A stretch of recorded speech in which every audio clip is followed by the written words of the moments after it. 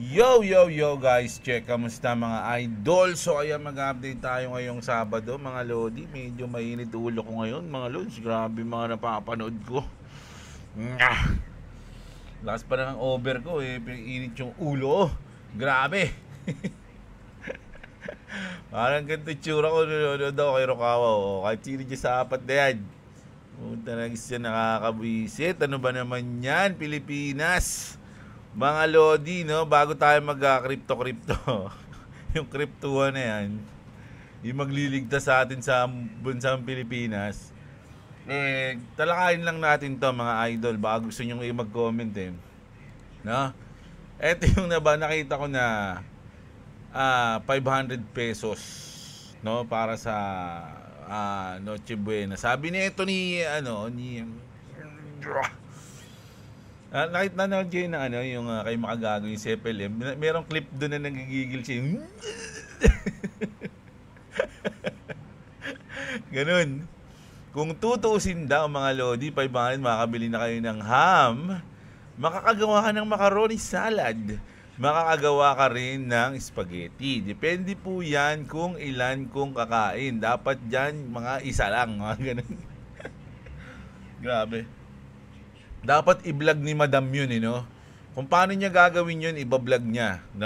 Okay, ganito Papatunayan ko sa inyo, no? Na kaya ang 500 sa Noche Buena. Ito, umpisa, pupunta ako dito sa mundo ng mga halimaw kasi wala silang pera dito.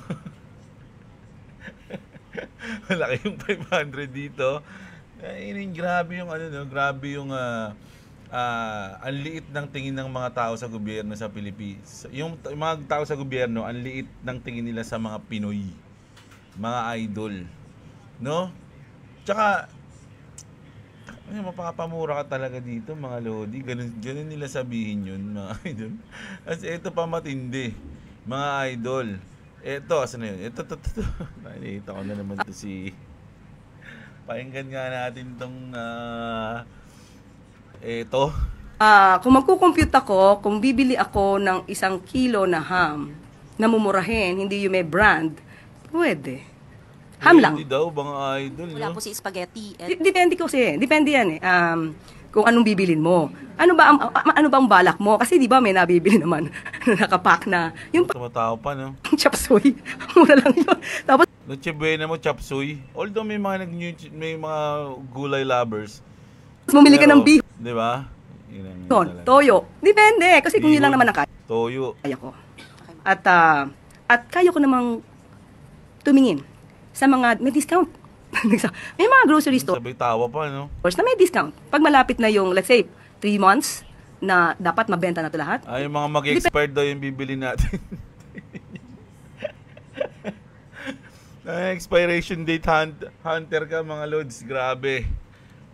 Hindi po yan si diskarte. But still, sabi ko, hindi po ako sasagot in behalf of DTI. Depende pa sa diskarte, no? Tama yung Ikaw nga, bibigyan kang 500, dumiskarte ka. Kung paano mo didiskartehan yung 500 mga lodi, no? So, grabe. Ito yung ito yung parang alam mo yung tropa mo na alam mong tsupul, mauwi sa inuman, mali na yung ginagawa ka, ididepensa mo pa, mo pa. Ganun na yun, mga lods Mali na nga yung sinabi nito ni Chiquita. Pinalo ka pa nito ni Chiquito. Ay, yung Pilipinas talaga. Grabe, no? Nakakaawa, nakakagigil, no? Hindi mo alam, no? Ba't ganun yung trato nila sa mga Pilipino, no? Kaya tayo third world country, mga idol. Kasi ganito yung pag-iisip ng mga nakaupo, o yung mga nasa gobyerno, mga idol, no? Grabe. Hindi ko ma-explain yung ko rito, yung feelings ko rito, mixed emotion ako dito. Kung nasa mundo ako nilago ko, malamang nag-super science na ako, wala nang wala nang yung baga, diba si Vegeta nag-super science, sobrang galit niya lang. Parang ganun mga idol yung nakakainis. Ayaw ako manood ng TV. Nanood kasi ako ng balita yan tuloy. Tapos meron pa mga nagsasabi, gawin nyo naman 2,000. Ito mga idol, 2,000, sige, pwede na yun Pero hindi yun yung Ang Noche Buena kasi mga idol, minsan lang yan eh. 'Di ba? Hindi naman araw, hindi man linggo-linggo yan. Isang beses lang yan sa isang taon. 'Di ba? Tsaka may simbolo kasi yung Noche Buena, mga lodi. Hindi lang yun yung basta-bastang okasyon lang na mansarin nyo. Hindi ganun eh. 'Di ba? Tapos sasabihin mo 500 pwede na, diskarte lang. Yan. Headbuttin sa no, sa mukha no. Grabe mga idol. Yan yun na, comment na lang. Comment kayo ng nararamdaman nyo. Ako tumatawa lang ako pero nagigigil na ako eh. Mga idol eh. Grabe, nakaka-high blood to. Mga lods, no? Pinalo upan pa eh, no? Grabe. Dito na tayo sa ating crypto news, no, na pwedeng umunlad tayo at makalayas sa Pilipinas. Hindi. Ayoko lumayo sa Pilipinas sa totoo lang mga idol, no. Kung sakaling yumaman man ako, meron akong plano, no, if ever, no, na pagkatapos kunyari nag-profit tayo ng medyo okay, 'di ba? Yung talagang sabi ko nga kung yung mga ninakaw, mga lodi, kung may isip lang nila tong napanood ko lang kasi ito din eh. Sabi ko gagawin ko nga ito kung sakaling yung mga, 'di ba alam niyo yung mga store sa mga paligid-ligid natin, halimbawa yung mga convenience store, 'di ba? Marami ngayon eh, Alphamart, Dali, O-Save, yun, yung mga yun, 'di ba? Parang ang gusto kong gawin nun eh, sa napanood ko, gagayahin ko siya. Ang ginawa niya kasi mga lodi, meron siyang store. Although hindi yun franchise store, so store niya lang yun eh. No, ang ginagawa niya, yung mga bata na matataas ang grade, merong libreng item. Kumbaga pwede kumuha ng kahit ano dun sa store niya, basta mataas yung grade. 'Di ba? Isipin mo kung gagawin mo yun sa loob ng mahabang panahon, magkano lang yung gagastusin mo, 'di ba? Kumbaga, sige, kuha ka ng sabihin mo limit mo 500 pesos. Pero ano naman kapalit nun, 'di ba? Kumbaga mataas yung nasa paligid mo ng mga tao, parang nagbi-build ka ng community na sobrang dekalidad. Parang gano'n, no? Grabe, lakas ng kulog. Nagulat ako. Mali ba yung sinabi ko, Papa Jesus?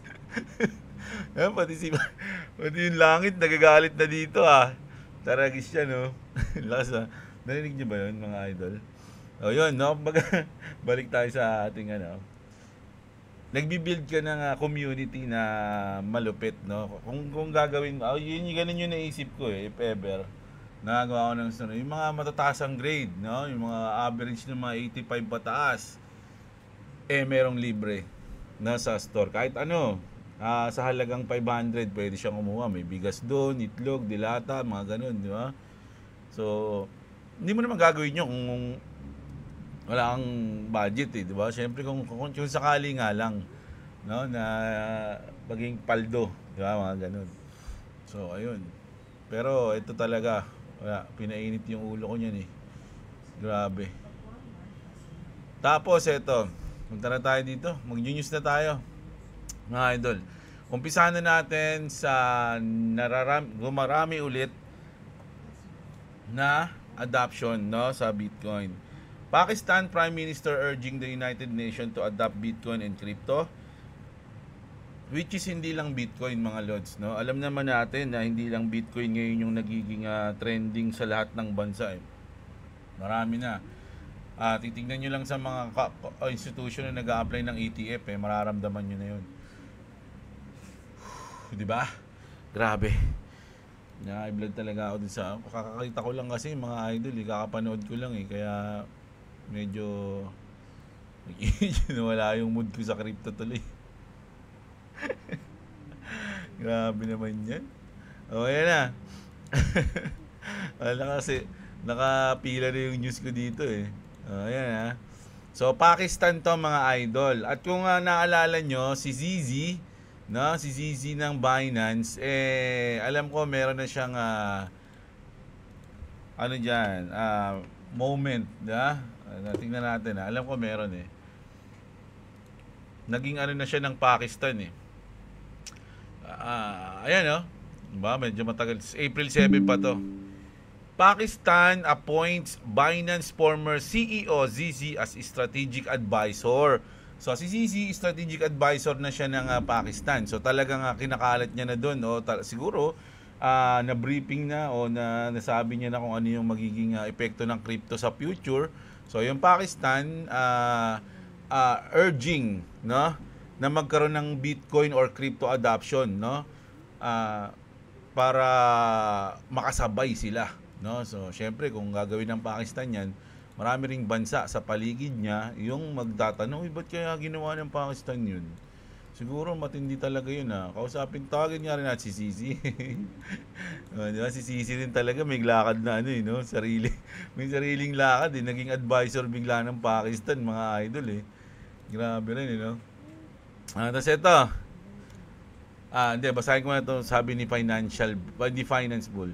This is how it starts. One leader makes the call, other realize the old system can't compete. Momentum moves fast once the door cracks open. So, ayan, goods na goods, di ba? Hindi lang Pakistan. Thailand just eliminated capital gains tax on Bitcoin until 2029. Grabe, malaking bagay yan, mga idol, no? Kasi, kung napapansin nyo, hindi lang crypto, Bitcoin talaga, naging parang specific sila Sa US kasi, mga idol, is US-based crypto lang. Actually, wala kang Bitcoin dun Diba, yun yung inaano nila na pagdating sa tax, no, yung US-based crypto. Pero sa Thailand, mga lodi, Bitcoin mismo until 2029. So, napaka-solid niyan. This move is a massive signal that Bitcoin is gearing up for global money dominance. So, diba, napaka-bullish, mga idol. Big breaking news. Nasdaq ISE proposes a 4x increase in IBIT options limits from 200K to 1 million contracts. Wall Street wants more Bitcoin exposure.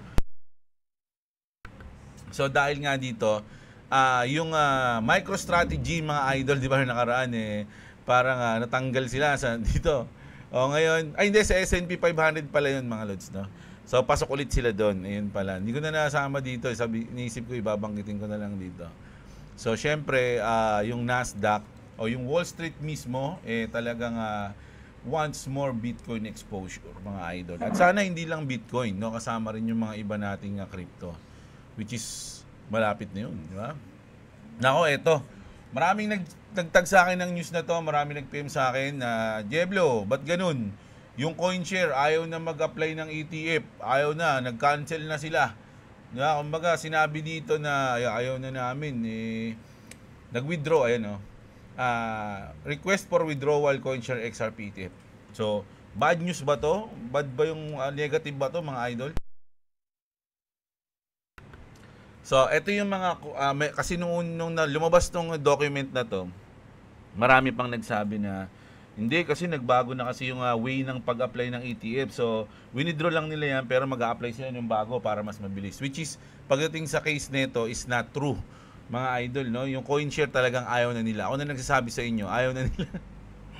Ayaw na nila mag-apply, no? Ang tanong bakit, no? So sabi dito ni Winkle, people are freaking out over CoinShare withdrawing their XRP ETF filing, but they're missing the entire plot. No, marami akong nakitang opinion nila rito pero parang ito yung meron pa kaninang mas malinaw, kaya lang sobrang haba ng explanation niya.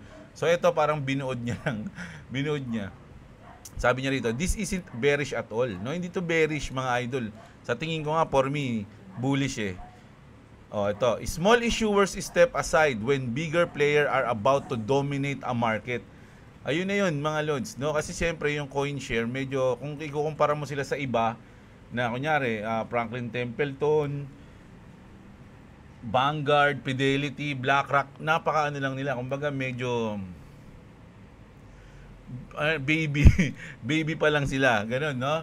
So, parang ang nangyari dito, nako, back out muna tayo kasi dun yung mga big boys ang wala rin tayong kakaunin diyan. Sabing ganun, no? Mga big boys na yung maghahari diyan sa larangan na yan.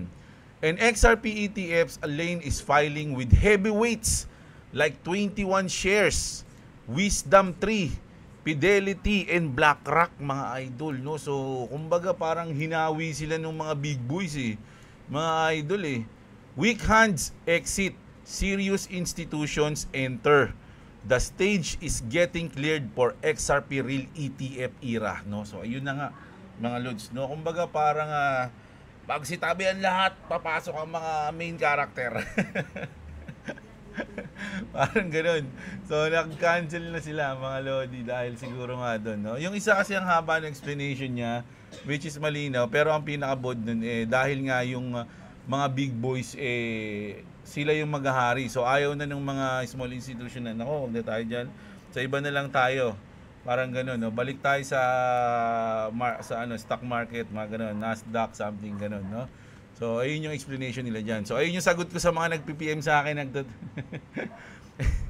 Ito lagi kapag may mga mukhang bad news sa XRP, ang dami nag-PPM sa akin, no? Doon mo malalaman na yung mga nag-PPM sa akin hindi nila alam yung pinasok nila, hindi nila alam kung ano yung XRP, mga idol, no? Mamaya may babasahin ako sa inyong malupit mga lods, no? Tungkol diyan sa moment na yan o event na pag may mga bad news natatakot o nagpapanik, no? So mamaya meron.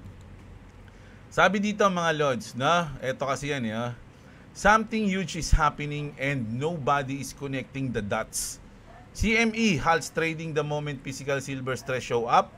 Then at the exact same moment, banks quietly yank 24.4 billion from the Fed's standing repo window. Grabe, bilis ko magbasa ngayon, ito yung tama ng hangover ko. Banks scramble for emergency liquidity. Sabi dito, no, technical issue suddenly become the universal excuse. Yung technical issue, mga idol, kasi dati hindi naman nagiging problema yan dati. Kumbaga pag may technical issue, ang ano lang nila, wala yan, technical issue lang yan, madali lang yan. Pero ngayon, biglang nagiging no? Merong naging big time na pwede nang maging excuse. Market freeze when they can't meet real world deliverability. Grabe yun, nabulol ako doon. And this happens on a half-day Friday with no month and pressure. And people still think a digital asset designed to settle trillions instantly won't face the same pressure. Pressure? Ayan, kasi ayan. Question mark. When institution finally move on to real world, DLT, ano ba ibig sabihin DLT?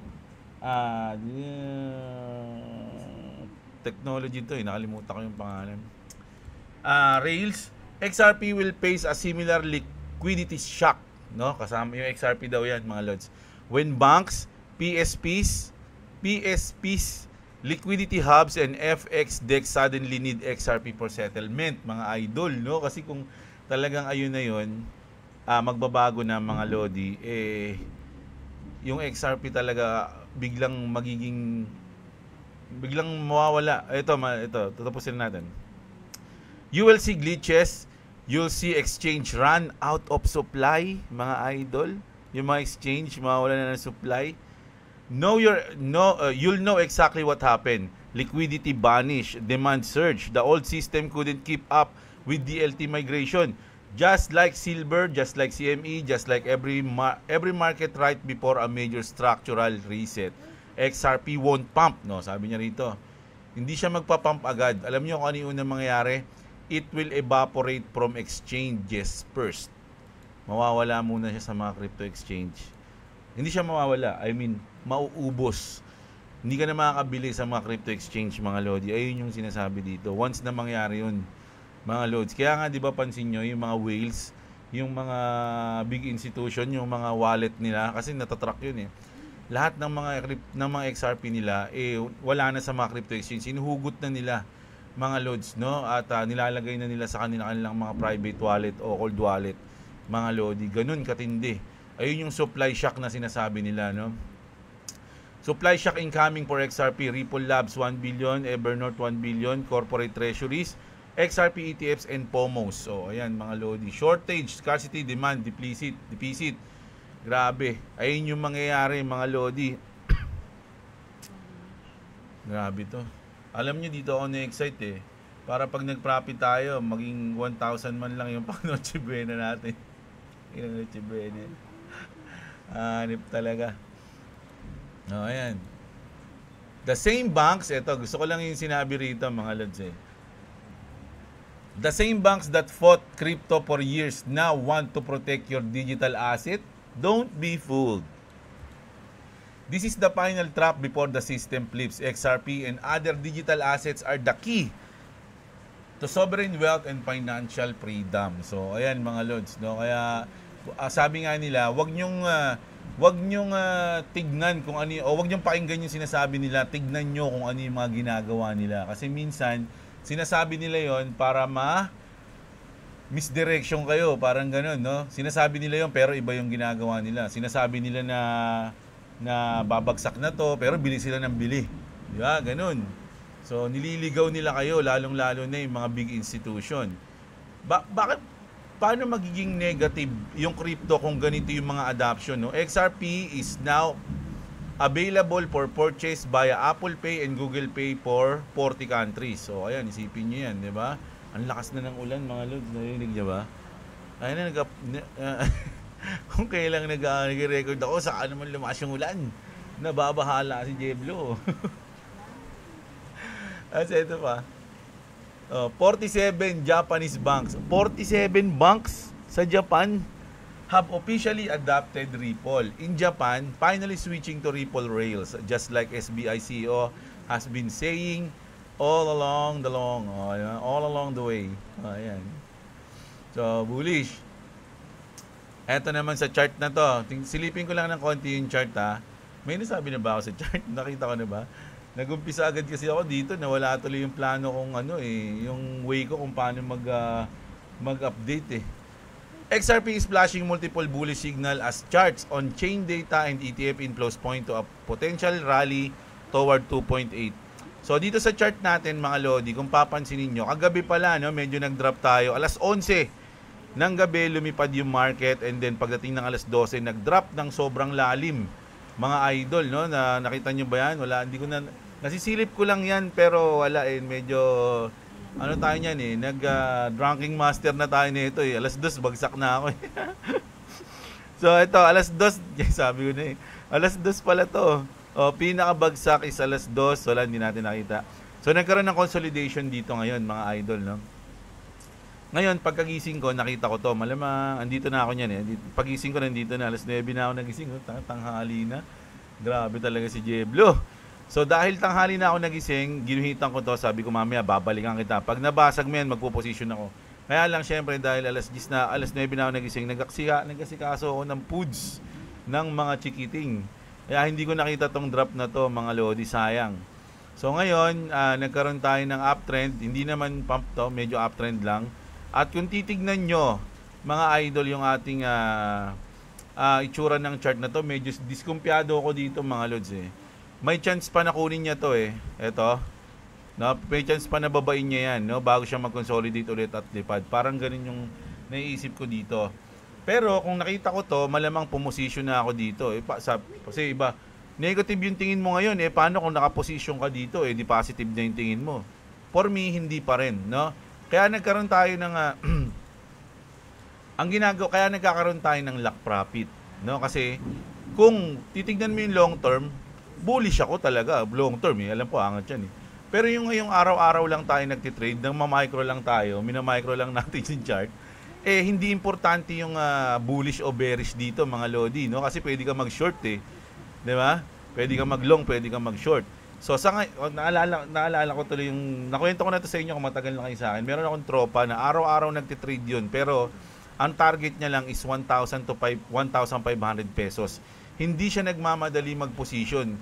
Naghihintay siya ng talagang timing kasi medyo magaling din sa chart yun Naghihintay siya ng timing, and then kapag naka-position siya, tapos umangat na ng kahit nasabihin mo na nandito na, tapos 1,500 na, lalak profit niya na dyan mismo. Diyan na mismo, mga lodi. Kung tamaan man, okay lang sa kanya. Kasi, everyday, ang target niya lang is 1,500 o 1,000 pesos. Happy na siya. Imagine, kung meron kang 1,000 pesos everyday, diba? So, solve na yun. Ang pinaka-main kung bakit niya nagagawa yun is yung timing at hindi siya nagmamadali mag-position. Lumalaki yung chance niya na manalo. No, it's either long or short, kahit ano. Tatimingan niya yun, mga lodi. Ganun yung ginagawa niya. So, doon ko natutunan sa kanya yung pagiging patience pagdating sa position Yung pag nag-early position ka kasi tulad nito, etong position na to, early position yan Pag pumasok ka kahit saan dito, early yan kasi 50-50 yan. Pwedeng bumaba, pwedeng tumaas. Pero kapag nakakuha ka na ng confirmation, actually ito confirmation na to na kasi na-break niya na di ba? So, siguro confirm na yan. Pero hindi pa masyado yan. 40% pa lang yan. Pwede pang bumaba yan and parang ganito. Kunyari, umabot to dito, yan. Tapos, bumaba siya. Tapos, bumalik siya. Pag nilampasan niya na to, pag nilampasan niya yan, tapos umangat siya, yun, ito yung pinaka-confirmation mo dyan. Pwede nang umangat yan, mga lods, no? Iba-iba may mga iba, depende sa trader, mga lods, no? So, kung saan ka nagpa-profit, na diskarte, ganun yung gagawin mo. So, sa ngayon, wala pa akong plano mag-position ngayon, although, ayun pa rin naman yung asset natin, ganun pa rin. Hindi pa rin naman, kasi nga, wala ako kagabi, hindi ako nakapag-trade Basag-basag ako kagabi. Ngayon lang ako nabuo So, ang gagawin natin dito, mag-aabang tayo. Kasi ang tingin ko dito is, hindi naman to sobra, no? Pero, na sure, no? Pero, sana, o sa tingin ko, kunin niyo yung liquidity dito. No? Pag kinuha niyo yan, and then saka tayo magbabalak mag-position. Pero kung hindi, makita natin na kasi kapag humaba to, consolidation na to, makakita na tayo ng itsura ng chart dyan Kasi tignan nyo to ilang beses niya nang binalikan tong support na to. 1, 2, 3, 4. Tapos siguro yung pang-apat, di talaga kaya pa, angat na tayo. Pwedeng ganun. O pwedeng, isa pa, last chance. Pag ito, hindi nabasag, na ganun, nag-bounce pa rin, malamang, rekta na yan doon. Pero kung basagin niya man yan, malamang, ito yung kukunin niya. Diba? So, may mga probability, sabi nga ni Boss Robo, this is the game of probability. Di ba? So, kailangan, wag kang magmadali. Bibigyan ka ng timing niyan, iilaw yan. Parang matagal dito, ting, ting, ting, tas bilang, pip, pip, pip, pip, pip, pip. Gagawin, oy, dito na. Parang may signal. Ganun, no? So, ayan, grabe, last ng ulan, Grabe, tis, biglang dumilim sa labas, mga idol. May bagyo ba? Ito mga lods isa tong babala sa mga merong hold na to o kahit na wala kasi minsan ginagamit din to ng mga trader para signal para maging at pag-trade nila yon kasi ito isa pa sa mga trader mga lodi sa mga ganitong galaw medyo naboboring yung mga scalper dyan gusto nila yung volatility kaya nga sila nagtitrade gusto nila ng volatility. So, etong mga ganitong news, ito yung sign na magiging magkakaroon ng volatility sa mga coins na to. No? Kasi magkakaroon, ito, no? 1.8 billion token including Sui, Aster, ito yung mga coins na yan, is set to unlock in December. So, may mga date yan. Ito, Sui, December 1, December 17, 20, 14, ayan, makikita mo. So, yung mga trader minsan, mga idol, aabangan nila yan. Kasi usually, kapag nagkakaroon ng unlock, nagda-drop, no? Siguro 45 to 65, parang ganun yung porsyento. Minsan kasi yung iba 60-40. 60% na babagsak, 40% na angat. So porsyento lang So yung iba ng mga trader, ginagawa nila itong mga ganito, pupunta sila doon, magte-trade sila ng Aster sa December 17, no? Talagang gusto nila yun kasi trader nga sila. Mga mandirigmang mandirigma sa chart So, sasalabahin nila yan, yung volatility na yan, dun sila nagtitrade. Kaya importante rin to sa mga trader. At syempre, kung may hold ka na Sui, expect mo na pagdating ng December 1, which is napakalapit na sa Monday. Monday ba yung December 1? Monday. Magkakaroon ng volatility sa Sui. Yung iba, kinukuha rin tong chance para magbodega. Kasi kung gusto talaga nila yung Sui, tapos, December 1, nagkaroon bumaba yung Sui. Doon, targetin nila, bodega tayo Sui. Yung iba naman, trade tayo, ganun, no? So, ganyan yan, So, ito yung mga coins na yun, mga idol, no? So, tandaan nyo yan.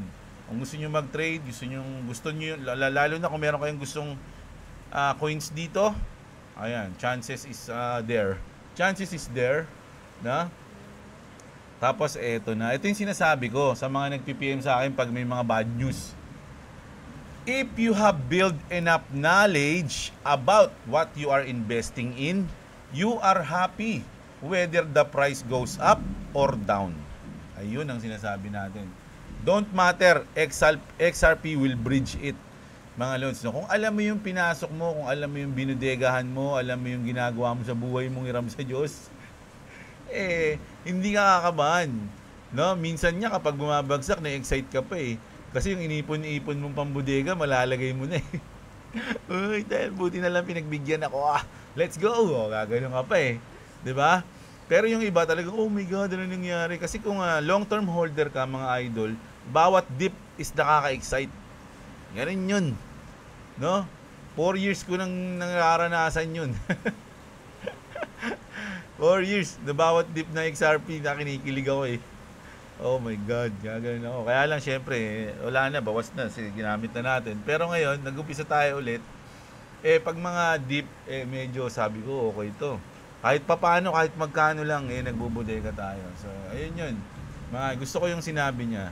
Tapos ito siguro, kainuman ko to kagabi, mga Lodi, kasi alam niyo yung mga nagbibigay ng riddle sa community ng XRP, isa to, mga idol, no? Pero sinabi niya kasi rito, drunk, ask me anything, I'll be brutally honest. Ito si XRP, ayan, nagre-riddle yan sa mundo ng XRP Army. So sabi dito, how many XRP do you own? Sabi niya 100. So niisip ko agad, 100,000, 100 million, hindi niya naman sinabi, di ba? When do you think will XRP reach $10? Sabi niya rito, 2025. Ayan, marami siyang sinasabi. Ano ibig sabihin ng 589? Reset daw, sabi niya, no? Sabi dito, is there any other XRP dip and how far? Big one on February. In February, sabi niya, no? Ayan, marami tanong dito. How much is the moon price? Ito yung sinabi niya. Naku, nagbibigay na siya ng price. 10 to 20 daw. Ayan yung sinasabi niya. Basta lagi niyang sinasabi dito 2025, mga idol, no? Ayun yung sinasabi niya. Ayan, when moon 2025. Sabi dito, why isn't this year the 4 digit? They want you to sell at 2 digits first. Di ba? Are you just making this up? No. Riddlers have only 2 amounts, 50 or 589. 10 to 20 is not moon, sabi, no? Sinasabi niya dito 10. $10 nga yung sinasabi niya. Siguro minimum yun. Minimum yung 10 siguro, mga idol, no? So, ayan. When 10,000 moon, I know we moon 2025 but we still got a collapse ahead of us. 2026 daw. Mga Lodi, grabe. Ayan. Pero syempre, nasa iyo na yan kung maniniwala ka dyan, no? Kaya lang yung mga XRP readers, mga Lodi, mga iniwala, yun yung sinasabi nila. No, so, kayong bahala. Nakita ko lang yan at nag-enjoy akong basahin yung mga comment, mga idol. At ito yung pinakamalupit natin. Looking forward to a December to remember. Ayan ayan yung word of the day. Looking forward to a December to remember. So, ayan yung ating news ngayon na biglang bumuhos ang ulan, mga Lodi. Grabe, na bad trip. Na bad trip ata sa 500 na pang Noche Buena. Tangin, lakas ng kulog, Sana wag mag-brownout, Hindi pa ako So, tatapusin ko na itong ating balita, mga Lodi. Putik, baka biglang mag-brownout, mawala pa to. No?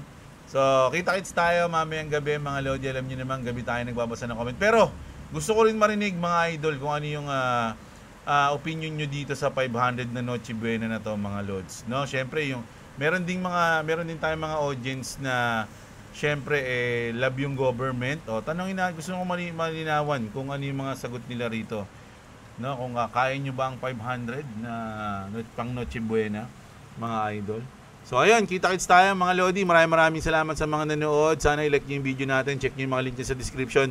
At syempre, mag-subscribe kayo sa akin at kay Globis Gaming para manalo kayo sa December ng pa-Gcash ni Globis. So ayan, kita-kits tayo. Maraming salamat sa nanood. Magandang araw sa inyo, mga kapatid. At what's up? Subscribe to Globis Gaming and subscribe to Jeblo.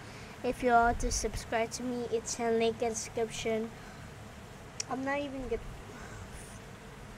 So, what was that again? Oh, check in the link in the description because there's bonus and discounts in the link in the description. I forgot to say that in every video. So, I have to say bye before it's brown out. So, peace!